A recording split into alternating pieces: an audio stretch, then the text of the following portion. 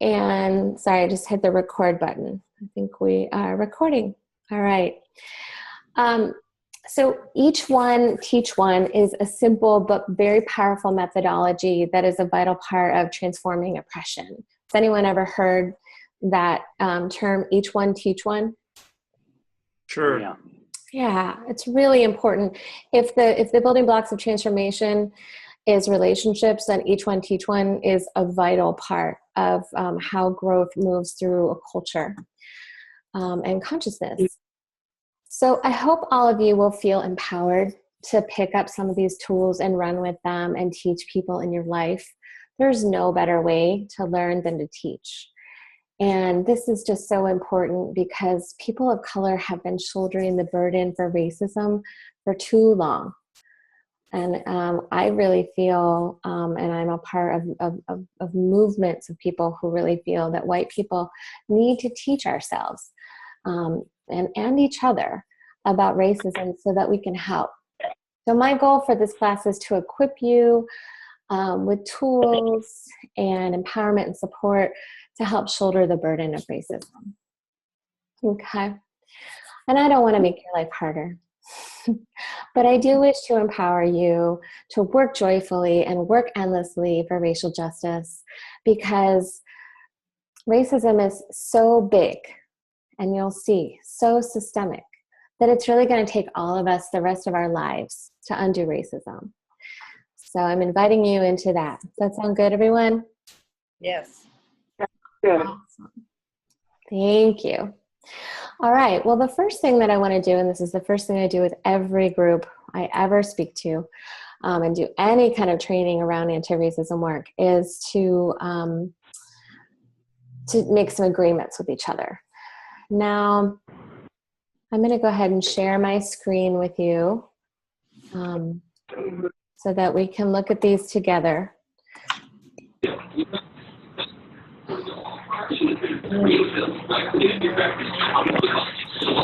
Go ahead and mute yourself. Mute yourself if you're in a loud area. Okay.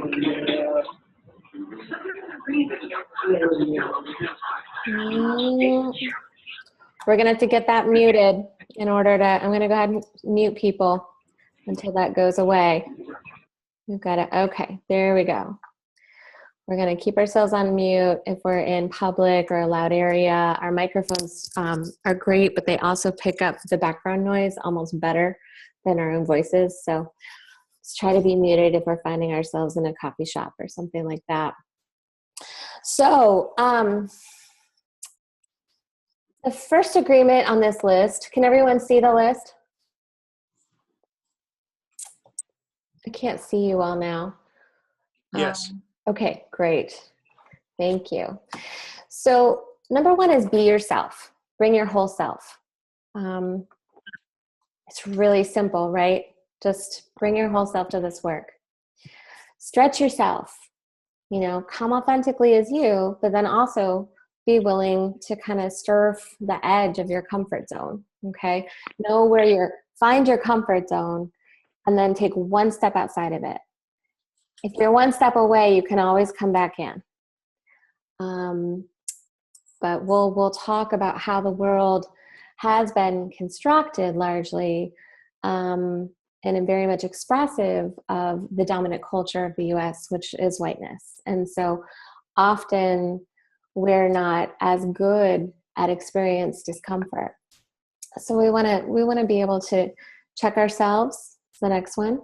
If we find ourselves, for instance, I put some lipstick on earlier and the name of the lipstick is Nude.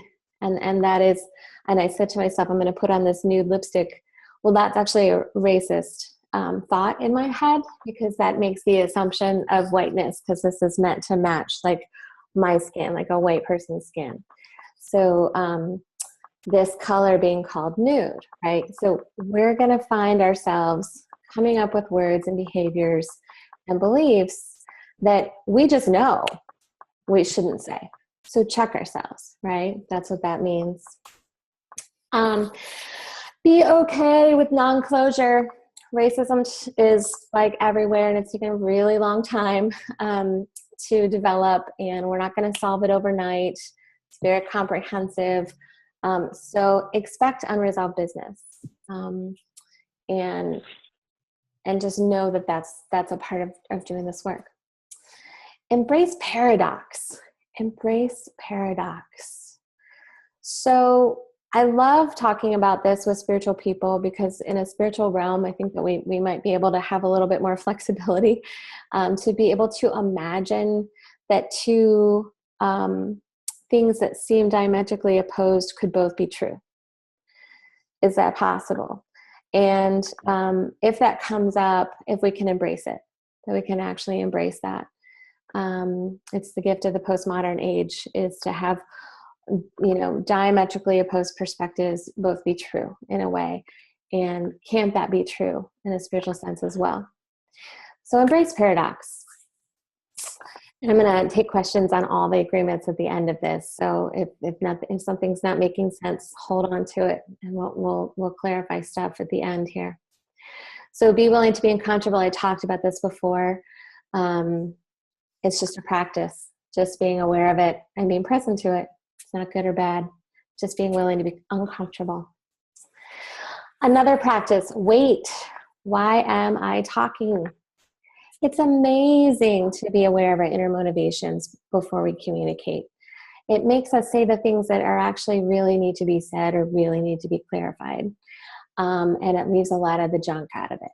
So if we can monitor ourselves and ask ourselves, why am I talking before we talk? This isn't meant to shut anyone down or keep someone from talking. And this is why this is only an inner practice. This is something that you would do with yourself. Now, the way that you show up, number 8, is stepping up, step back. So this is a great way of kind of saying, share the air. If there was cookies in the middle of the room, and every time someone stepped up to speak and they took a cookie, would there be enough cookies for everyone in the room? That's the goal, right? So a lot of times, those of us who are white or experience light skin privilege, class privilege, feel very empowered to speak a lot, and so we speak a lot. So the idea with step up, step back is when you step up powerfully, do it equitably, and remember to step back. Because if you're standing in that space, there's no room for someone else to stand there. So step up, step back, share the air, wait. Why am I talking? These are all practices about the amount of space that we take up in groups. So I'm not largely concerned about that with you guys, because the online format actually makes people much quieter than if we were all in the same room together. But these are really valuable practices and agreements that we can make with each other to build the relative safety of, whatever context we're in. Number 9 is trust outside of your own experience. There are going to be experiences shared in the course of this training from people of color perspectives that are not our own. And I'll never know what it's like to be a Black woman, but I'm just going to have to trust outside of my experience. When a Black woman shares her experience with me, I'm going to have to trust her experience. And that's a practice. Doesn't always come naturally. Number 10, I love this. We are all better than the worst thing we say or do. So this is just a really lovely practice that I think is very self-evident and something to recall and remember when we're working with people, which, organizing and movement work, we're working with people. And 11, I just take so much heart in this, is there is always a right thing to do next. Now I want to say something. Right and perfect are different. Those are different. There's never a perfect thing. There's no perfection. And we'll actually talk about why we think perfection is a construct of whiteness. But there's always a right thing to do next.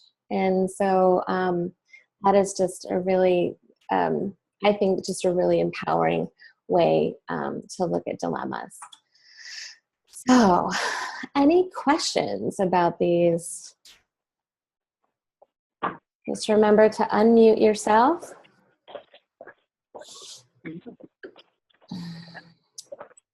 I'm going to stop my screen share so I can see all of you guys. Thumbs up from the people I can see. Yeah? All right. People I can't see, can you give me a verbal thumbs up or a thumbs up in the chat? I agree. I agree to these agreements. I agree. I agree.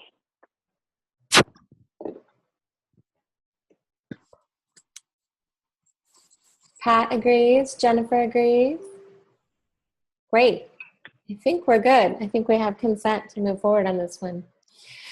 So awesome. All right. The first thing I want to talk about is whiteness. I want to talk about how whiteness is a construct. So we have a reading. Did people get to the reading? Yes. Okay. Okay. Yep, most of them. Great. Great. That's exciting. So the first thing that we're going to look at is white people did not exist until 1681.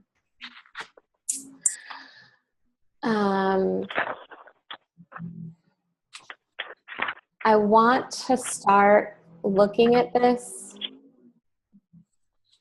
at paragraph 5. And paragraph 5 starts with what few know of this early colonial period is that the vast majority of the people in these colonies worked, ate, and slept together, whether from Africa or England. Once free of service, whether via enslavement or indentured, men faced the same rights and obligations as a matter of law. So let's be clear. There were free persons of African descent throughout the colonies. There are records of some being freed through a landholder's will or trust, or some purchased their own freedom of that of family members. So we're opening up on early colonial America. We have people from all over. Sorry, there's a little dog here. It's barking. Sorry. There's people from all over the world who have immigrated to this new land. And by law, in these early colonies, people had rights, relative equal rights. And we're talking about men, because it was mostly men. There were very few women there, actually. And this was, I'm sorry, let's just read this part. A free man of African descent could vote, own property, run for public office, testify in court, own slaves, own indentured servants, marry a person of the opposite sex, regardless of her country of origin. So they had relative equality under the law. There were exceptions. There were always injustices. There was certainly still power. You know, you had people who had more power than others. But there was actually no mention of white people. In all of the laws during this time, there was no sense of whiteness as a type of person or as a race. Now, tensions in the colonies in Maryland and Virginia grew in the mid-1600s, and this was coming from a scarcity of labor. So poor Europeans weren't immigrating as quickly during this time period, and the trade of enslaved African people picked up during this time. And it really started just an incredibly difficult time where basically big landholders, big tobacco industry was able just to kind of do whatever they wanted and treat people however they wanted. This wasn't just the experience of slaves who, you know, by enslavement were clearly not being treated fairly, but also other ethnicities, other folks who were indentured servants or just staff were treated really horribly.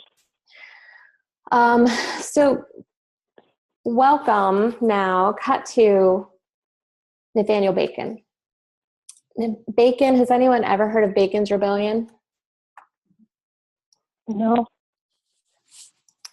Oh, good. I'm so excited to tell you about it. How about you guys? Have you ever? Yes. No? You have? Okay, great.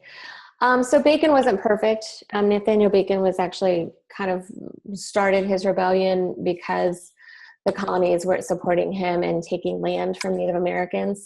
So he's not a perfect person by any means, but what he was able to do was unite laborers and enslaved and free Africans in a rebellion. They created their own kind of alternative economy and settlement. They lived under very harsh conditions during the course of a year. And what he really was able to build was a majority of poor people who were aligned along class and aligned around poverty, and that they had this analysis that the big industry was being unfair, and they were actually really gaining a lot of power. And then there was a battle, and their settlement was disbanded, and many of the leaders were hung, and it was really awful. And this 1681, so it was like, I think it was 1675 when Bacon began really organizing.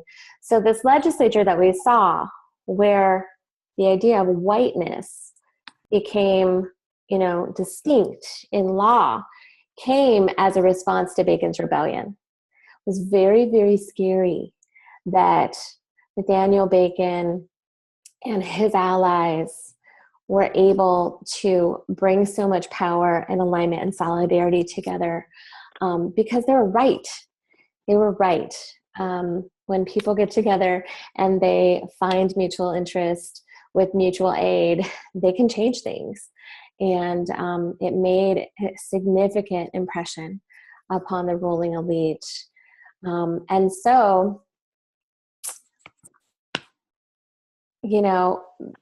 there became this very intentional structural shift to how people are seen. So recalling that laborers and free persons of African descent and English descent face the same rights and opportunities as a matter of the law. This is on paragraph 10. The social structure would be radically altered, transforming colonial society. It was only after Bacon's rebellion and following the express intent to divide and conquer people along racial divisions, that we see the use of the term white people in law. The first law appeared in 1681 in Maryland. Colonial lawmakers amended the law, punishing British and other freeborn women who married enslaved African men. And they imposed punishment upon the person who performed the marriage and any landholders who may have supported it. And it's in this amendment to the law of 1664 that the first appearance of white to reference a group of people is found. So here we have the birth of whiteness, clearly constructed to divide the organizing power of poor people along racial lines. Because, if we really did take Occupy Wall Street's advice and 99% of the people came together in solidarity, they have much more power than just 1%, just by numbers. So, so there was a bunch of new laws. The laws around marriage were really scary. People were killed. And it really was the basis, not only of slavery, but also the basis of Jim Crow, which we're going to talk about. The period of history in the South after the Civil War, after the Emancipation Declaration, and the time where the South was actually put into 15 different military states, where the North and the Union Army basically began to support and enforce the freeing of slaves. And when we talk about that, we're also going to see how poor people are divided and working class people are divided along racial lines. And so that's going to be a major theme in this class. We're going to see it throughout history. It's going to happen again and again. And in our final class, we're going to look at how we see that happening today, whether or not we see that still happening today. All right. So any questions so far? I'm going to pause here for a moment. Great. Was there any new information there to anyone? I just need a little feedback. Was there any new information that you just heard that you hadn't heard before? Uh-oh, I'm in trouble. I'm in big trouble, y'all. I read the article and it was new to me, some of it, although I had seen parts of it before. Okay, great. Who said that they had never heard of Bacon's Rebellion before? I did. All right, so there was some new information there for you? Yeah, there's a little bit. I didn't realize that it kind of, the colony started out the way they did. It's pretty interesting. Yeah, it's so interesting how much more multiracial it was. I have an observation, and I think an appropriate interpretation, the paragraph in which you point, not sure which paragraph it is. It's about the right to marry Mm-hmm. challenged in Maryland, and Mhm. points out that preborn women, British, presumably white women, some of them at least, chose to marry African men, for example. Yet there are many more women, many more men. So the implication is that the response was on behalf of British men or white men, because these women were choosing to marry elsewhere and there weren't enough women to go around. Am I reading that correctly? I think so. I think that makes sense. There were a heck of a lot more men than women. Mm-hmm. And, in history, we just see anytime there's a scarcity of something, that becomes an issue, right? Yes. Yeah. And clearly I'm sure these communities were full of prejudice. I think they were very complex communities with all different kinds of prejudice, all different kinds of people coming from all over the world under very harsh conditions, with indentured servitude, great poverty, a lot of them running from, terrible governments, poverty, trying to build something new for themselves, right? So I think it was a hotbed of prejudice. But it's just so interesting to look at how when it was new, before things really set in, before people had spent even 100 years making these colonies, we had found a way to distinguish white people as the ruling class. It's really, really interesting to me how deeply rooted that is. So. Would it be fair to say that the 1%, the landowners, were primarily white? Yeah, I would say for the most part, there were definitely exceptions. I would say that they were mostly European. Okay. Yeah. Because it seems Bacon was white, was he not? Yeah, he was European. Okay, so in this, okay, I understand why you use that. But somebody made the decision that the divide and conquer would be along racial lines rather than something else. Could it be because, the 99% were in the same boat, almost all of them in economic deprivation. So someone made that decision. Absolutely. And that was a way to essentially elevate Europeans who were primary. So because it was colonized by European countries, those are the folks that were getting land grants from the kings, right? Right. So these land grants are coming down through families, and it's a way to actually distinguish the Europeans as a superior race and a superior class to others. And this is happening in the context of these boatloads coming over from Africa with these dark-skinned people in chains and being sold and brutalized, right? So I think they're also trying to normalize that, right?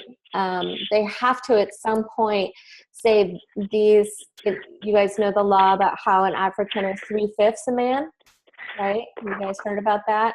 Later on, right. Right. They had to distinguish that in order to get everyone else to kind of normalize that this was happening. So I think that the distinctions along racial lines served in a number of different ways. I'm going to go through and mute everybody because we are getting some background noise. Here, we fixed it. So it was complex. There was actually a lot of ways in which dividing people by class was actually very helpful. It protected those who were already in power, who are mainly people of European descent, because that's where the money and resources was coming in. And it also enabled people in the middle, right? The movable middle, the people who could go either way because they're poor. But if you tell them that they're white and so they're now superior, then they're more likely to oppress the people of color, right? And go along with slavery, right? So you're actually moving a bunch of poor Europeans' alliances to the most powerful and away from those that they're trying to continue to marginalize even more, you know? So it's very kind of simple, actually, for me to just say that it's just around class. It seems like an economic decision, primarily. It does, doesn't it? Yeah. And that's, Reverend Dr. William Barber says you can't have racial justice without economic justice. And we see that throughout history. And I believe we see that today as well. So thank you. I appreciate the feedback and the conversation. So let's talk about white privilege. If you want to pull up your Unpacking the Invisible Knapsack. Has anyone read this before, this class? Yeah. Yes. Okay, Yes. great. Good. This is an oldie but goodie, for sure. Peggy McIntosh, I believe, wrote this in 1985. This is such a powerful article that I use in every workshop because I think that the metaphor of the knapsack is so powerful. So let's talk about a knapsack for a second. It's on your back. If it's not too heavy, you can kind of forget that it's there. When you turn, you don't see it because it's behind you, it's attached to you, right? So when you turn around, you don't see it. And that's kind of a good metaphor for white privilege. Privilege is something that is really hard to see until you start to see that other people don't have it. And I love to think about children in this because kids, the way they're raised, they just think everyone's raised like that. And then there's this part in childhood development where they start to see that other people have differences, And I feel like we're at that developmental place, a lot of us as white folks, because if we haven't spent a lot of time with people of color or people who are really different from us, then we're not actually going to know, someone else's experience without having been exposed to it. So it's a great thing to study. It's a great thing. It's a great intro thing to give people who are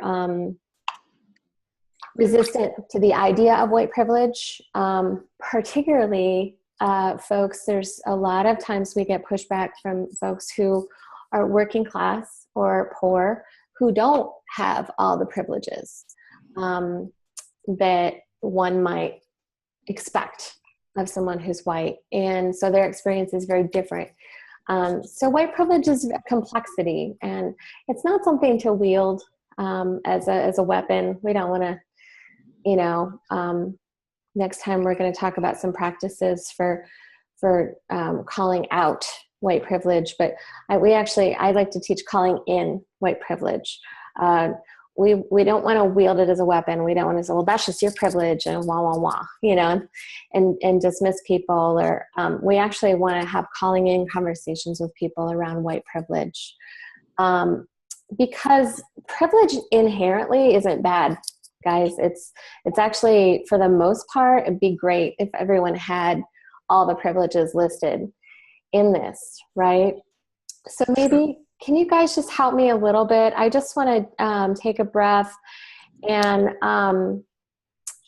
if someone could read, it's powerful to hear these out loud. I'm a big Lectio Divina person. There's something about just saying things out loud and feeling them. So if I can have someone read like 1, 2, and 3, and then I'd like to have someone else read 4, 5, and 6. So would someone go ahead and read for me? I'd be happy Sure. for you. Okay, let's go with the female voice, and then our male voice will go next. I can, if I wish, arrange to be in the company of people of my race most of the time. If I should need to move, I can be pretty sure of renting or purchasing housing in an area which I can afford and in which I would want to live.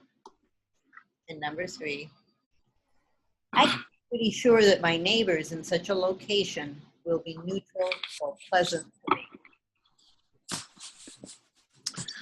I can go shopping alone most of the time, pretty well assured that I will not be followed or harassed. I can turn on the television or open to the front page of the paper and see people of my race widely represented. When I am told about our national heritage or about civilization, I am shown that people of my color made it what it is. I can be sure that my children will be given curricular materials that testify to the existence of their race. If I want to, I can be pretty sure of finding a publisher for this piece on white privilege. I can be pretty sure of having my voice heard in a group of which I am the only member of my race. So this list is exhaustive. There's 50 privileges here. And one temptation in relationship to this work is to kind of go into shame. Like, oh, I have white privilege. I'm ashamed. It's not productive. It's not helpful. I think it might be a step, a stage on this journey sometimes, maybe for folks who just aren't aware of the historical context through which we're viewing racial justice. Sometimes that can be a lot big news for people. I kind of liken that to the day after the election. So a lot of people woke up the day after the election in November, realizing that racism was a thing in this country. You know, we have some big problems, but it's not where we want to stay. We actually, if we want to be part of the solutions, we have to move through shame and judgment and get into a place where we can be productive and positive and available to what God is doing in the world for racial justice. So, but there's one piece about privilege that's just really, really important to understand. And it's down under this section called Earned Strength, Unearned Power.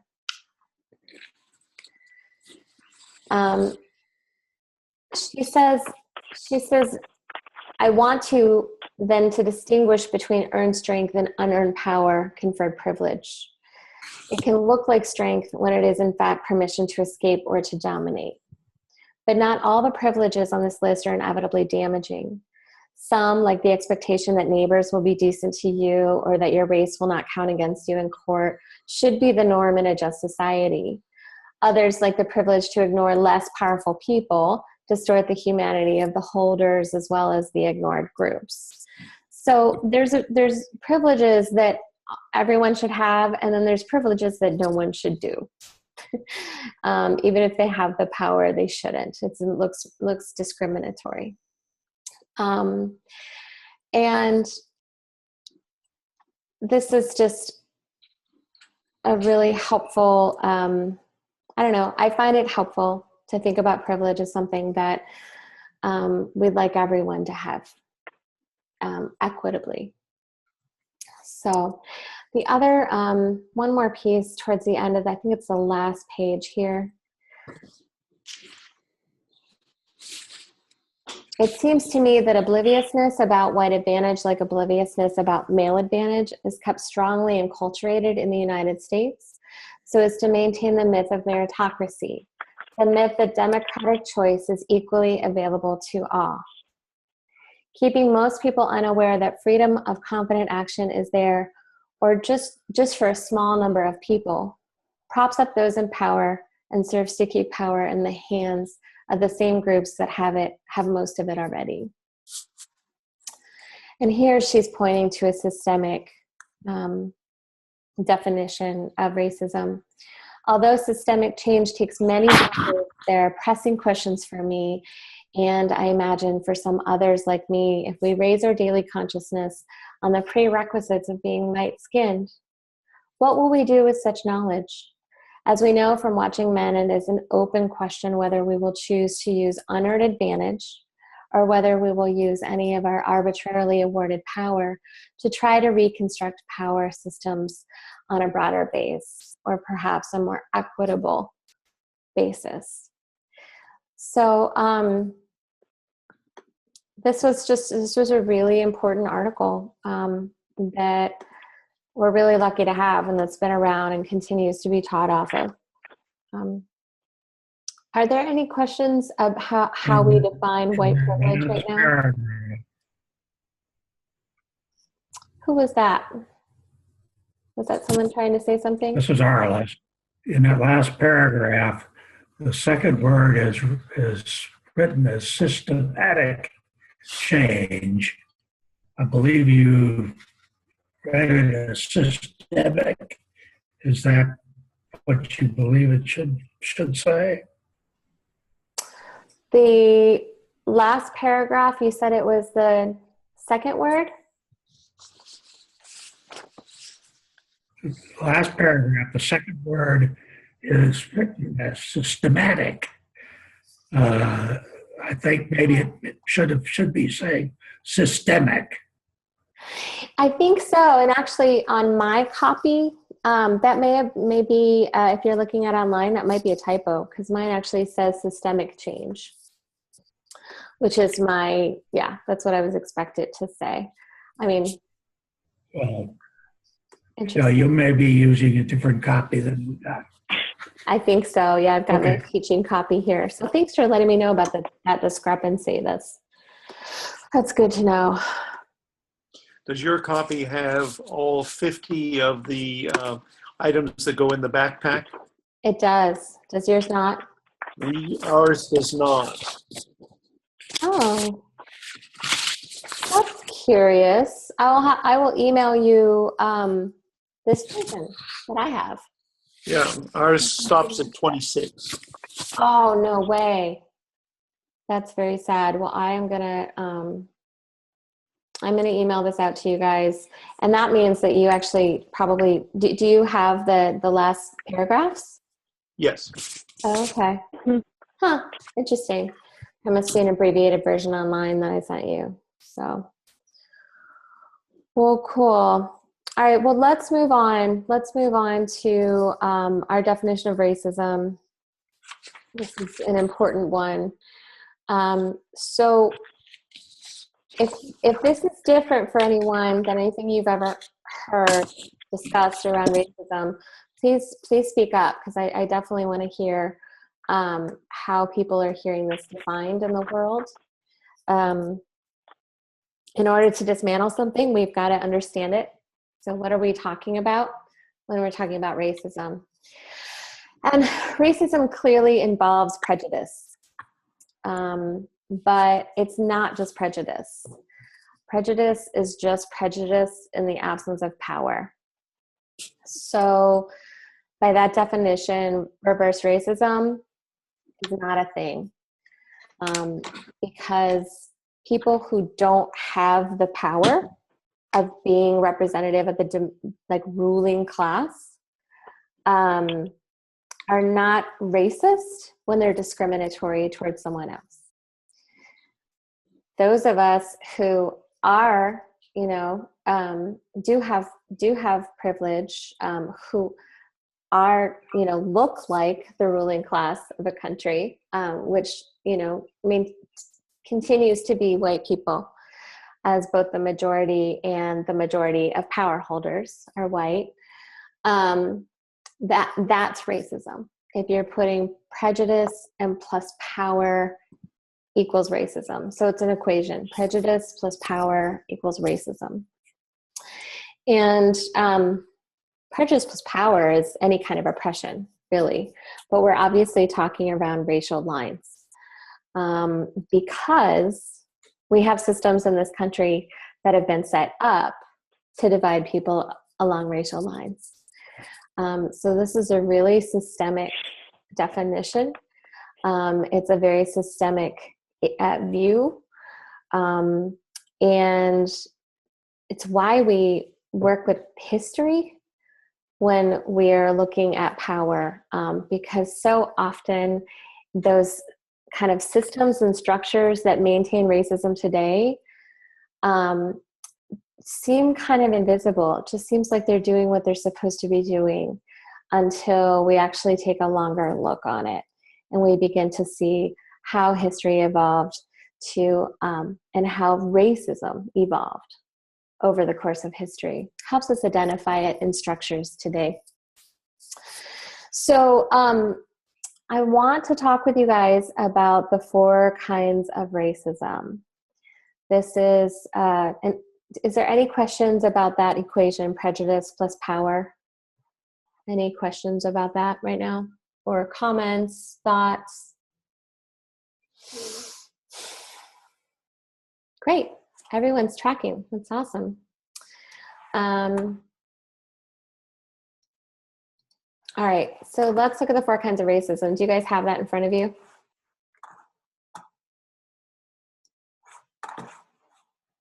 Are you there? Yes. Okay. Yes. Great.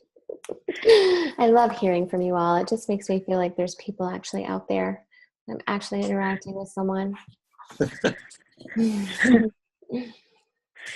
Okay, who can read the first type of racism for me? Someone who hasn't read yet.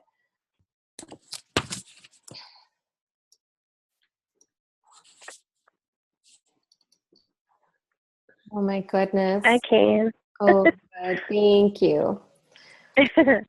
Spatial racism. Tell us. Okay. Spatial racism is a term given to patterns of metropolitan development in which the affluent create racially and economically segregated suburbs or gentrified areas of cities, leaving the economically poor, mainly African Americans, Hispanics, and some newly arrived immigrants isolated in deteriorating areas of the cities and older suburbs. The devastating impact of massive economic disparities between communities and of isolating people geographically according to race, religion, and class is well documented. Spatial racism creates a visible chasm between those who are rich and those who are poor, as well as between Caucasian people and people of color. Let us pray as we reflect on some of the economic inequities that result from this form of racism. Those who live in economically depressed areas lack decent, affordable housing, lack adequate staff, faculty, buildings, and supplies for public schools, lack of capital investment for business and commerce, have little or no opportunities for jobs near home, and insufficient public transit to jobs in the suburbs. And 59% of the time, African Americans seek to buy houses, they encounter discrimination. Thank you. So I recently heard President-elect Trump, I hate saying that, but I heard him talking about people of color communities as inner city. And I think this is, for some folks, their idea of what, you know, racism looks like is this spatial racism, where these areas, it's the inner city, it's the black part of town, it's the bad part of town, you know? And that scares me because it's only one of four forms of visible racism. Has anyone ever worked in one of these communities or served one of these communities? Sure. Great. Sure. Yeah. A little bit. Okay. And is it possible to be serving these communities, but also not be doing that equitably? Have you seen that in your experience? Say a little more about what you mean. What if I just came in to save one of those communities and just teach them how to do better and just educate them and to just come in and just serve them and love on them without a systemic sense of racism? What could happen if we did that?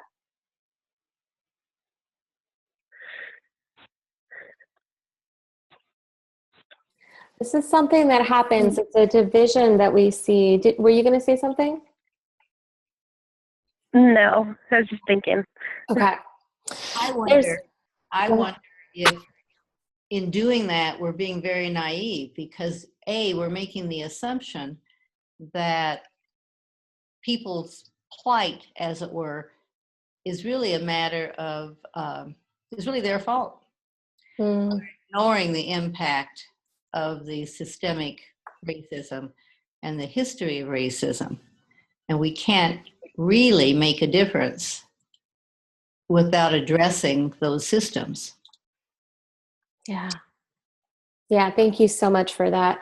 That's exactly one of the major tensions that we actually see in kind of Christian missionaries doing community development work in inner cities. And we end up having a lot of eruptions and discord between, you know, those folks who are coming in with this really good sense that we're just going to love on this community, we're going to help this community, we're going to educate them with some kind of expectation for them to change their lives or better their lives in a way that's not equitable because it doesn't have the historical view on racism, like you said, and it doesn't have a structural and systemic view of racism.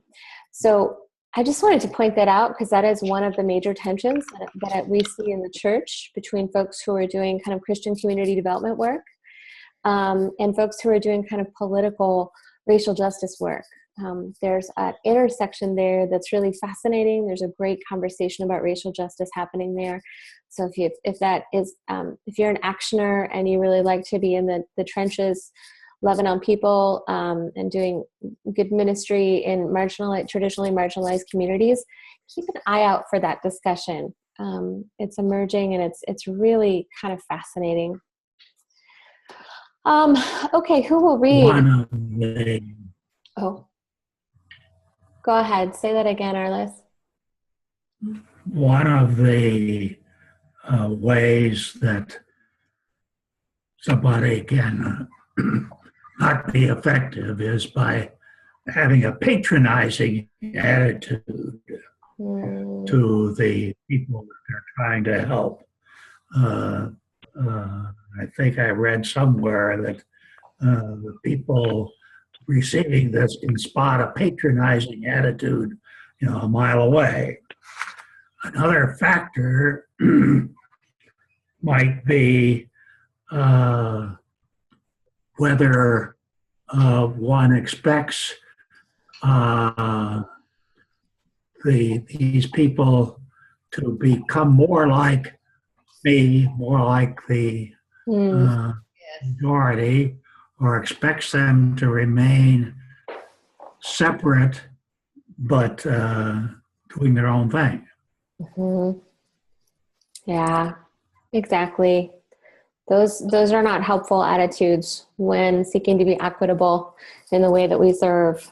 So thank you for bringing that up. Who will read Institutional Racism? Number 2.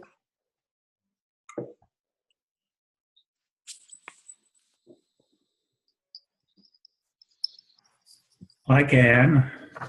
Institutional racism.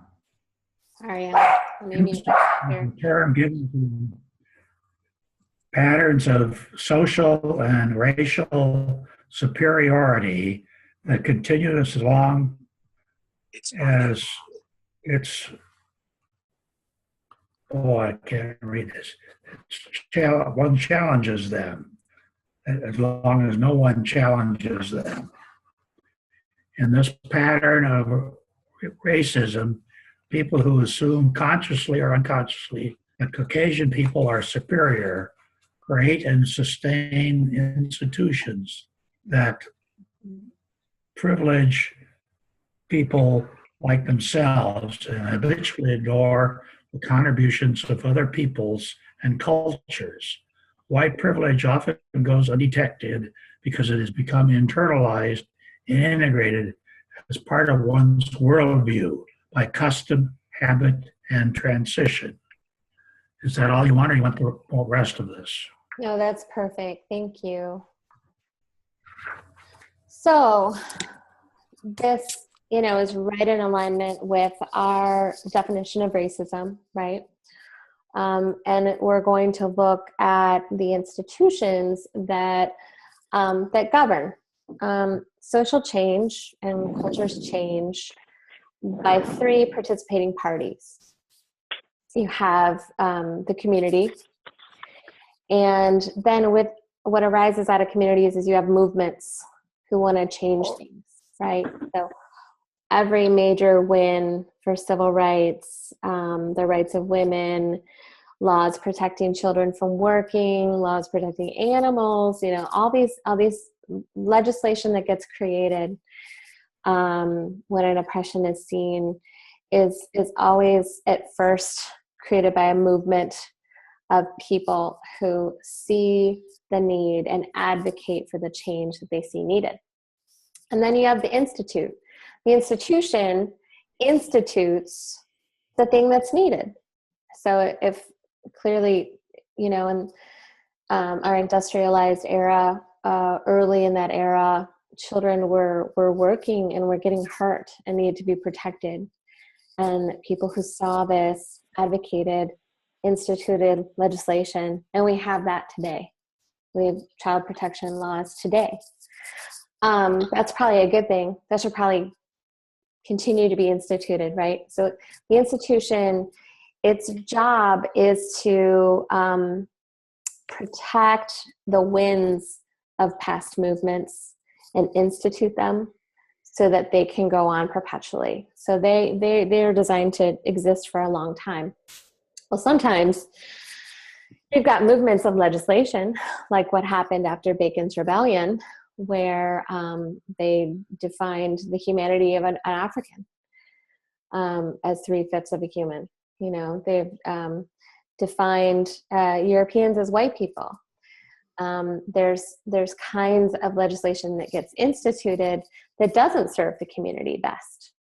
And the community evolves to a point throughout history where it becomes more and more and more apparent that oppression that had been instituted 100 years ago, 200 years ago, 70 years ago, needs to go. And so you have a movement of people who arise and advocate and get that legislation changed. So you have this ecosystem of communities, movements, and institutions, all of which are about the health of the community, helping the community be the healthiest and most safest, most productive community possible, right? So it's just, I think that's an interesting context to put this type of institution in, because maybe I can just have a couple of you tell me what would be an institutionalized racism that you see today, like something, and it could be from this list, I guess, but anybody have institutionalized oppression that they can see in the world that they would be willing to share? I mean, I guess it would be the like incarceration rates, I guess, of people of color versus white people. Mm-hmm. Absolutely. And we're going to talk a lot more about that. That is instituted in the 13th Amendment, which says that slavery is unconstitutional and illegal unless someone has committed a crime, and then they can be and are a slave of the state. And that's something we're going to spend a fair amount of time on talking about after we all watch the documentary The 13th, because mass incarceration is one of the largest scale institutionalized racism that we have in our country. So good one. Thanks for bringing that up. Anybody else share a system or an institution that we see movements calling for change around? Well, for a long time, the redlining of certain areas as with mortgages not being available in certain parts of the community. We don't hear that as much anymore, but my guess is that it is still far more difficult to get a mortgage for certain portions of the community than others. Mm-hmm. Yeah, there's a good term for that, the structural containment of resources, and redlining, if people don't know what that is just basically communities being split apart. Yeah. And where traditionally realtors were told not to show Black families houses in certain neighborhoods because white folks were claiming that spatial, that place, that piece of real estate for themselves. And then we had, lots of mortgages available and financing available for those areas of town. But those that unfortunately, part of marginalizing people is pushing them out of the least desirable areas and literally pushing them to the margin. So that's a good example. Thank you. Redlining is a really good example. All right, who will read the next one for me? Come on, my readers.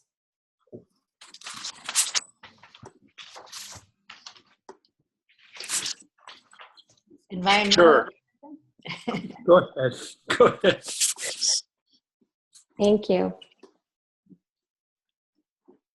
So which of us?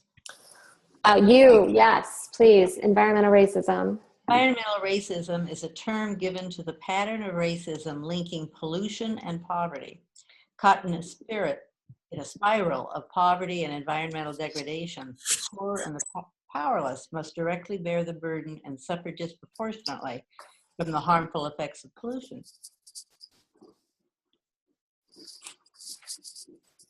That's right. And I'm thinking right now of what's going on in Standing Rock. Mm-hmm. Yeah, why would that be a case of environmental racism? Because they moved that pipeline away from a heavily urban area, predominantly white, and they moved it to an area where the closest population is largely Native American. and the water supply is threatened. Absolutely. Protest there in the spirit of our indigenous people is to protect the world. So the background is really racist. The reason they're there is because they were discounted.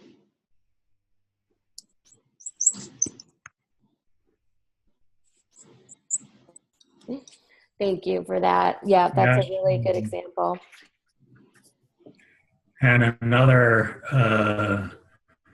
example has been how often they have put expressways through poorer sections of town, resulting in noise pollution and other effects. Yes, thank you. Thank you for that. Another example of how in our tradition we might say the most vulnerable are subjected to the least desirable. So, and number 4, individual racism. This is the kind of racism that people are talking about when white people say, I'm not racist. I'm not racist. And, you know, being called a racist is, gosh, maybe one of the worst things you could maybe call a white person. And people get really offended really quickly. But, you know, I'm racist because, and I've been doing, anti-racism work for 20 years, but I'm racist because I was raised in a racist culture. And racism is in the air. My mentor, Alexia Salvatierra, she's a reverend in the Lutheran tradition, she says that it's in the air. We've all breathed it into our bodies. And so racism is in everyone. And the work of doing racial justice and the inner work of racial justice is pulling that poison out. It's a kind of dialysis, a pulling of the poison out. And in our second class next week, that's what we're going to really dive deep into. A section of that class is committed to the inner practices of doing that dialysis work and pulling the poison out. So, yeah, those are the 4 kinds of racism that I want to present to you all. And this document that I gave you is actually kind of a fascinating liturgy put together by a Catholic order of women who do this really beautiful liturgy about the 4 kinds of racism, to almost as a liturgy of acknowledgement. Sometimes when things aren't on the forefront of people's consciousness in our country, we have to make liturgies about them. So people hear about them. That's one of the tools that we have in our tradition, in the Christian tradition. So I'm making the assumption, because we're doing this class through the Center for Progressive Renewal, that folks here are Christian. If you're not, I'm sorry. I'm not going to loop you in and speak for you necessarily. But we do. I do teach this particular class from kind of a contemplative Christian frame. So. Excellent. Any questions so far on anything that we've covered?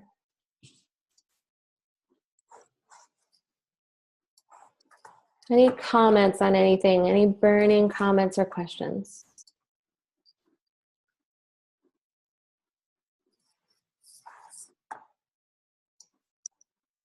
Okay. Well, you guys are all rock stars. Either you're sleeping or you're with me. One or the other. But I hear some breathing, so I think you're with me. So the next thing I want to do is jump forward in history. We're going to spend just maybe the next 10 minutes or so, and we're going to end right on time at the half hour. But has anyone seen this book yet? It's called The New Jim Crow. Yes. Yeah, I have it, but I haven't started reading it yet. Okay, great. I have it, and I've read about half of it. Oh, good. That is awesome. We've been doing a book club about it in my town, and it's been kind of just amazing. I said that a theme of this class is going to be the repetition of the separating people who would otherwise have a lot of commonality and a lot of mutual interest along racial lines. And this book is just an incredible example of how that has happened again and again and again. I want to talk about the birth of Jim Crow. So this is jumping forward from 1681 and 1684, the first time that we talked about white people in legislation. Where have years of slavery, we have the Civil War, we have the Emancipation Proclamation, and then we have the southern states split into 15 different military districts, and we have the institution of Reconstruction. Reconstruction is still, is any of you guys from the South? Sorta. I went to school in Texas.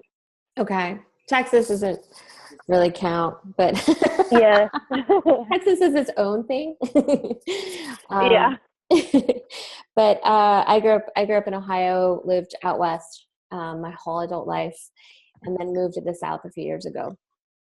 And I have been learning about the South by living there.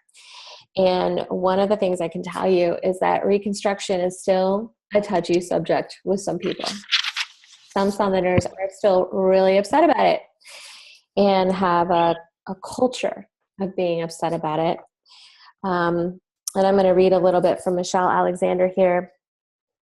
The backlash against the gains of African Americans in the Reconstruction era was swift and severe.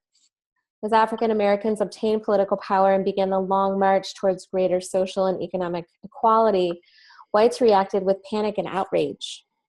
Southern conservatives vowed to reverse Reconstruction and sought the, quote, abolition of the Freedmen's Bureau and all political instrumentalities designed to secure Negro supremacy. That's one major trick right there.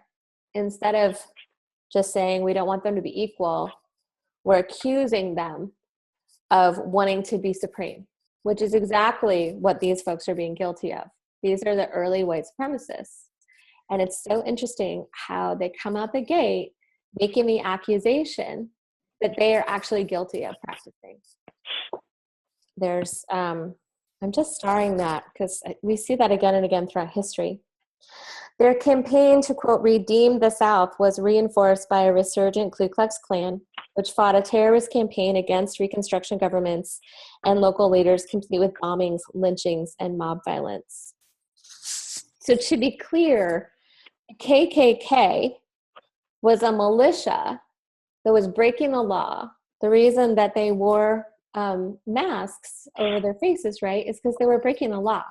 It was against the law. It was against the laws of Reconstruction to do everything that they were advocating for. And that their tradition, if you can put it, use that term, is based in violence. And it's based in terrorism against the state for freeing slaves. So, there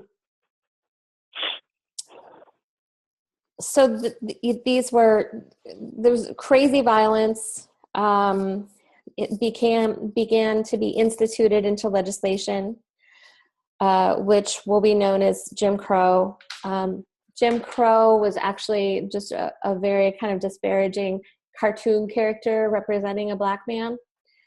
And it was one of those just kind of derogatory and goofy, full of all the stereotypes of the day, depicting the black man. A lot of the information that got circulated that times happened through circulars, these little printed pages that would get dropped off at the bars and the stores and stuff. And Jim Crow was a big character in those. And it was reminding, or showing white people a version of a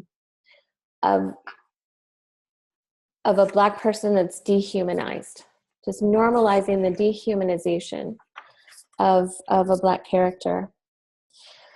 So it was very easy then to utilize the 13th Amendment to enslave people and criminalize people, criminalize them and subsequently enslave them.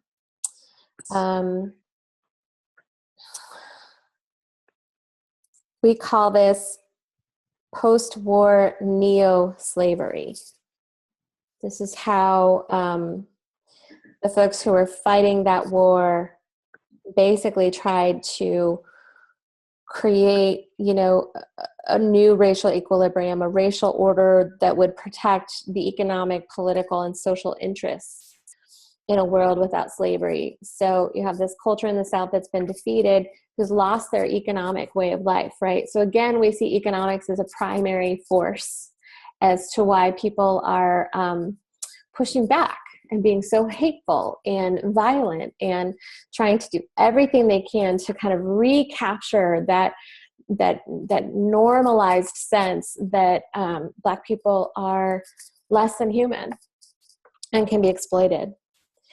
There were 3 schools of political thought during this time, and there was the conservative philosophy, which basically conservatives blamed liberals for pushing Blacks ahead of their proper station in life and placing Blacks in positions that they were unprepared to fill. They warned Blacks that some redeemers were not satisfied. Redeemers are the people they call themselves redeemers. They're redeeming the South from Reconstruction, right? Trying to recapture their culture and their life of subjugating Africans. And, there was some success when they reached out to African-American voters, trying to get African voters to essentially stay in their lane, but, have the right to vote and put their voting power behind this conservative philosophy. There was something called the liberal effort, which is basically the philosophy that race relations emphasize the stigma of segregation and the hypocrisy of a government that celebrates freedom and equality yet denies both on account of race. Never gained much traction among Southern Blacks or whites. And then the radical philosophy that was offered really was the most equitable in terms of building relationships and solidarity and mutual interest among people. It was predicated on what she said is a searing critique of large corporations, particularly railroads and the wealthy elite in the North and the South. It again was this sense that there was this large, big money, wealthy elite that can be reined in if only people would come together across racial lines and vote them out. So it was more of a kind of a populist kind of class analysis that we see. So the radical philosophy actually caught on, and they really were starting to get some deep solidarity and some amazing steam, and we're starting to really become kind of a working class movement against white elites.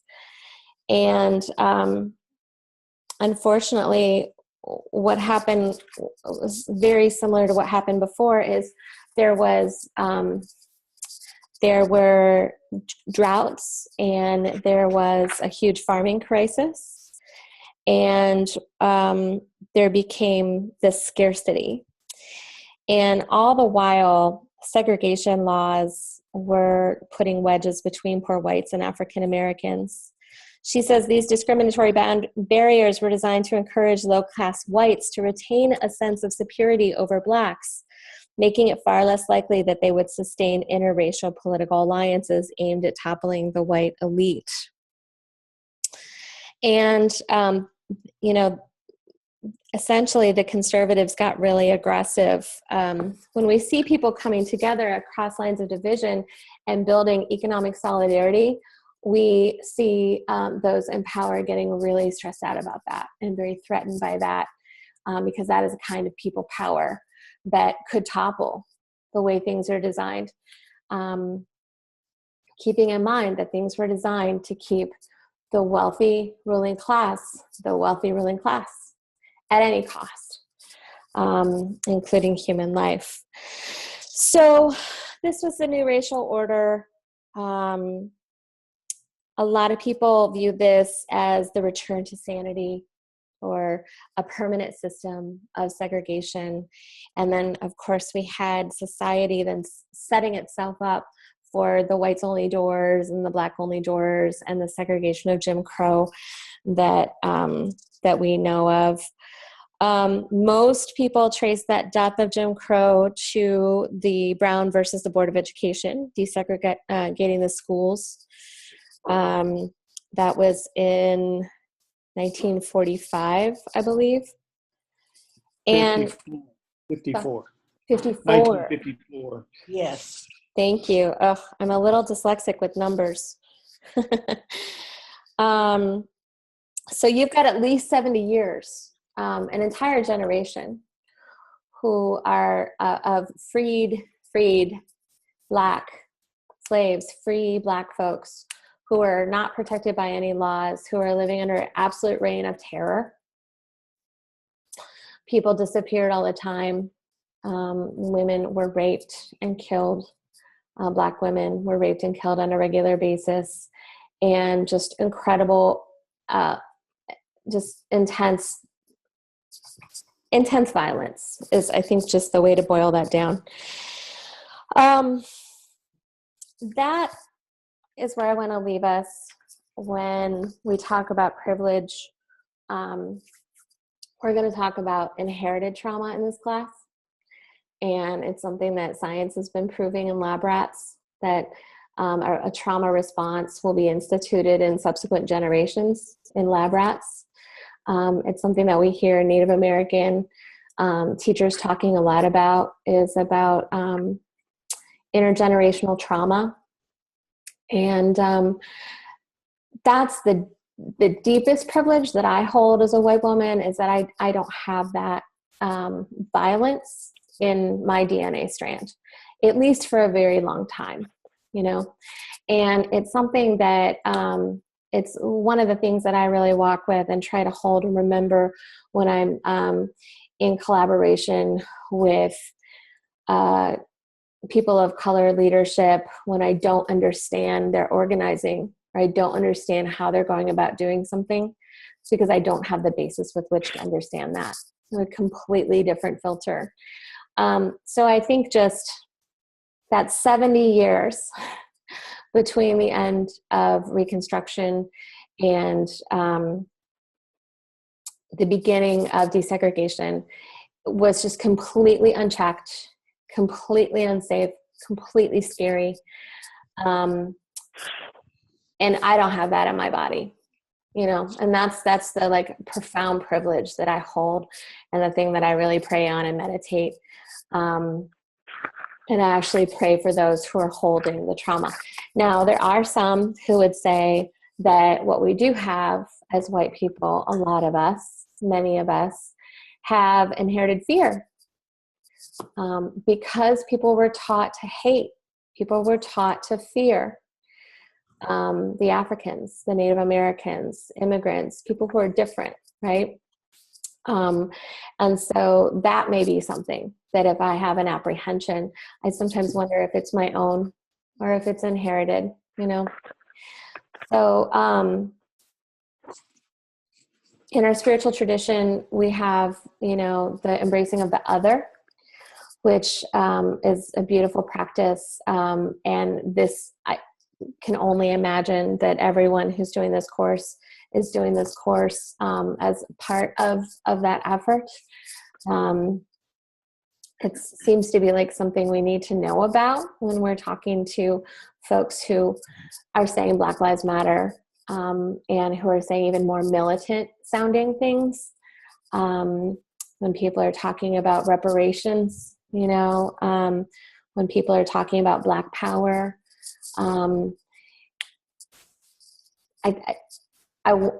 hope is that we can bring this kind of historical view on race with us into those conversations, particularly when sometimes the conversation feels more radical than we would be comfortable with, or if the conversation just makes us feel uncomfortable, to remember this history that we share, to let our perspectives be long, and for let our empathy and our compassion to extend back into history, and let that inform us, not in a shameful way, like we're wrong for it, but in a way of understanding just how deep the roots of racism run within all of us who are living in this context in this country. All right. I didn't leave any room for questions here at the end, but you guys didn't seem to have too many along the way. So I want to make sure that we get out of here on time. Would love to have you guys do some commenting in the Canvas classroom online. Would love to hear some of your thoughts, questions, what are things you're wrestling with, and you'll get an email from me this next week with the readings and stuff that we're going to talk about next week. Thank you so much for being with me. Really appreciate having you. Thank you. Thank you. All right. Thank you. Good night. Night. Night.